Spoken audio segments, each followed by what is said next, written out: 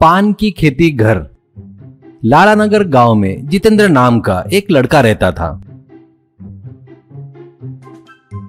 उसको दैव भक्ति बहुत ज्यादा थी। रोज घर में पूजा किए बिना बाहर नहीं निकलता था। वो ही नहीं, उसको राशि भविष्य का भी बहुत शौक था। भविष्य बताने वाले को हाथ दिखाकर अपना भविष्य सुनता था।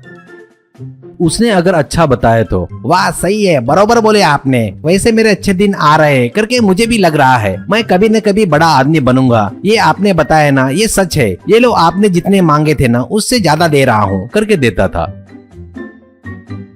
अगर उसने ठीक से नहीं बोला तो अरे क्या जी, मेहनत किए तो कोई भी बड़ा आदमी बन सकता है। वो आप क्या बता रहे हैं, मुझे पता नहीं है क्या? भविष्य बताओ बोले तो नीतियाँ सुना रहा है करके गालियां देता था। एक दिन एक राशि भविष्य बताने वाला, बेटा तेरी राशि में तपस्या के योग दिख रहे हैं। तपस्या किए तो तेरी जो भी इच्छाएं है वो पूरी होगी, ऐसा कहता है। जितेंद्र, हाँ स्वामी जी, मुझे भी कब से तपस्या करने की इच्छा है। मैं तुरंत जाकर तपस्या करता हूँ, फिर भगवान जरूर उतर कर आएंगे, ऐसा कहता है। ऐसे वो जंगल में जाकर तपस्या करता है। 1 घंटा करते ही पैर दर्द करते हैं, हाथ में भी दर्द होता है। एक बार ब्रेक लेकर फिर तपस्या करना शुरू करता है। इतने में खुजली हुई तो पीठ खुजाता है। इसकी वो हालत, वो कारोबार दूर बैठे एक स्वामी जी ध्यान से बैठकर देख रहे थे।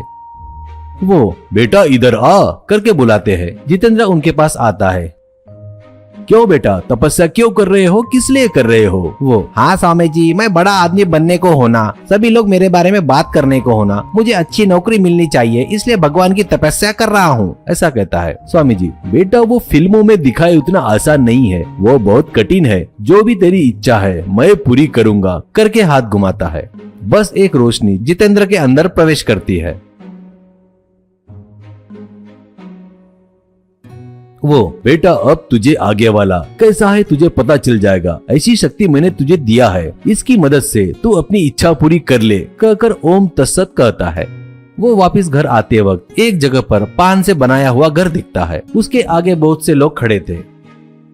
अंदर में एक पान बाबा पत्तों में देखकर भक्तों से कुछ कह रहा था। जितेंद्र को कुछ समझ में नहीं आता है और वो बाजू वालों से पूछता है, ये कौन है, यहाँ क्या चल रहा है? ऐसा कहता है। वो कौन है पता नहीं क्या, इस एरिया में नए आए, उनका नाम पान वाले बाबा है। उनसे जो मांगोगे वो पान के पत्ते में देखकर बताते हैं। जितेंद्र, क्या पान के पत्ते में देखकर बताते हैं क्या? वो कैसे? वो अपनी घर की वस्तु अगर खो गई समझे तो बाबा वो पान में देखकर बताते हैं। वो ही अपना कोई खो गया तो वो भी बता सकते हैं, इसलिए वो पान वाले बाबा बन गए हैं, ऐसा कहता है। जितेंद्र, अरे बाप रे, ये तो कुछ जोक लग रहा है, रुको जाकर देखता हूँ करके उस घर के पास जाता है। वहाँ पर बाबा अपने पान के पत्ते में देखकर, अरे मूर्ख प्राणी, तेरी पत्नी खो गई न रे, भाग गई है वो तेरे घर के काम वाले के साथ। वो लोग अभी मुंबई के बीच में घूम रहे हैं, जाकर पकड़ ले। जाने से पहले उस हंडी में 5000 डालकर जा, ऐसा कहता है।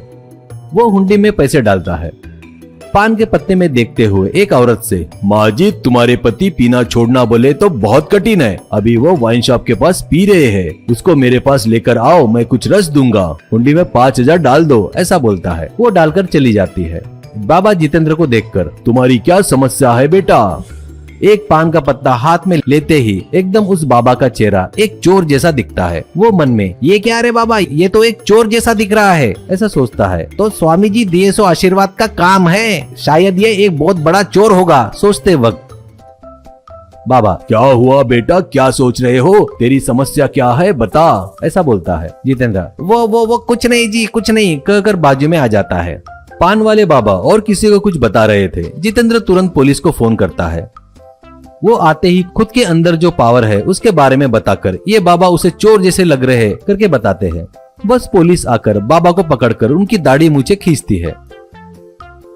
एसआई, अरे बाप रे, तू है क्या रे गब्बर, इतने दिनों से इस भेष में छुपा हुआ है क्या? तेरे ऊपर बहुत केस लगाने हैं, चल रे पुलिस स्टेशन करके जितेंद्र को, बेटा तेरे जैसे लोग हमारे डिपार्टमेंट में बहुत जरूरी है, तेरी आवश्यकता है, एसपी साहब से बात करके तुझे एसआई की नौकरी दिलवाता हूँ, ऐसा कहता है। अगले दिन टीवी में उसके बारे में आ रहा था तो जितेंद्र बहुत खुश हो रहा था। गाँव में सभी लोग उसकी तारीफ कर रहे थे। ये देखकर वो बहुत खुश हो रहा था। वो वैसे एसआई बनकर उसकी इच्छा पूरी होने से बहुत खुश होता है।